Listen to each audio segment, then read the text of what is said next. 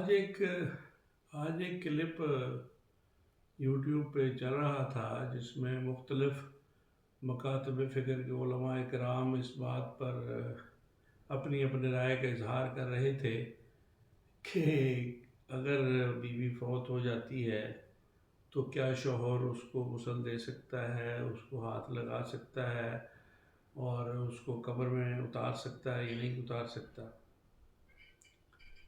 اتنی یہ کہ فضول قسم کی یہ مباحث حضرات کرتے ہیں کہ الامان الحفیظ، یہ کوئی کرنے والی بات ہے؟ یہ کوئی موضوع ہے؟ یہ کوئی دین کا شریعت کا مسئلہ ہے؟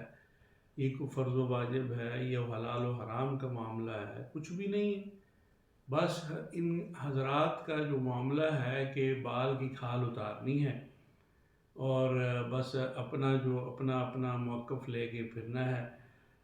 بھائی نکاح ٹوٹ جاتا ہے جی، وہ عورت فوت ہو گئی ہے تو نکاح ختم ہو گیا، نکاح ٹوٹ گیا ہے، کیونکہ وہ دیکھے نا جی کہ وہ اگر جیسے کہ مرد ہے تو وہ تو عورت مرد کو ہاتھ لگا سکتی ہے، عورت مرد کو غسل بھی دے سکتی ہے کیونکہ وہ تو عدت میں ہوتی ہے، اور مرد کے ساتھ اس کا نکاح 4 مہینے 10 دن تک تو چلتا ہی ہے، تو اس کے نکاح میں ہی ہوتی ہے عدت میں۔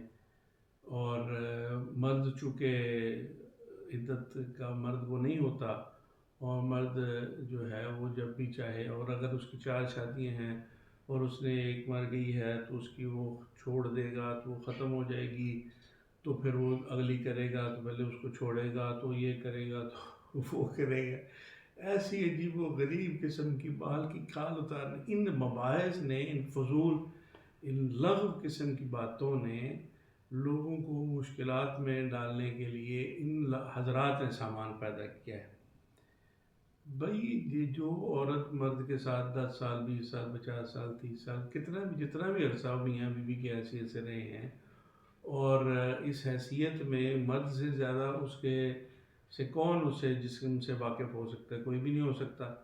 تو اب اس کو مری ہوئی ایک لاش کو ہاتھ لگانا بامر مجبوری، اس کو قبر میں اتارنے تک کا جو معاملہ ہے، یعنی جو باقاعدہ نامحرم ہیں جن کے ساتھ تو نکاح بھی نہیں ہوا، ان کو تو حق حاصل ہے کہ وہ اس کو قبر میں اتار دیں، اور جو اس کا شوہر ہے اس کو یہ حق حاصل نہیں ہے کہ وہ اس کو قبر میں بھی اتارے یا اس کو غسل دے سکے۔ یہ کیا ہے؟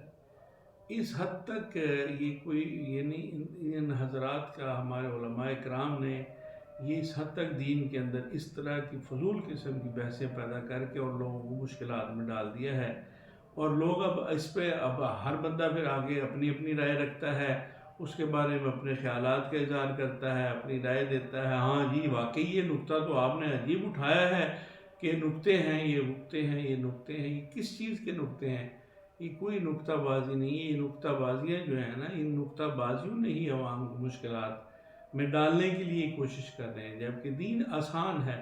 یرید اللہ بکم اليسر ولا یرید بکم العسر تو اللہ تعالیٰ تو چاہتا ہے، یعنی قرآن میں اگرچہ اس آیت مبارکہ کا شان نزول اور کانٹیکسٹ کچھ اور ہے، لیکن اکثر مقصد کیا فرماتا ہے کہ اللہ چاہتا ہے، تمہارے ساتھ آسانی چاہتا ہے۔ اللہ تعالیٰ تمہارے ساتھ مشکل اور تنگی نہیں چاہتا، اللہ تعالیٰ تمہارے ساتھ آسانی چاہتا ہے۔ تو اللہ آسانیاں چاہتا ہے، اور ہمارے علماء جو ہیں وہ خواہ مخواہ میں مشکلات میں ڈال رہے ہیں۔ تو یہ کوئی ایسا مسئلہ نہیں ہے، نہ فرض ہے، نہ واجب ہے، نہ حلال ہے، نہ حرام ہے، نہ یہ کوئی کسی قسم کی اس کی کوئی حیثیت نہیں ہے۔ مرد جو چاہے جس طرح بھی اس کی ضرورت ہو مجبوری میں وہ کر سکتا ہے۔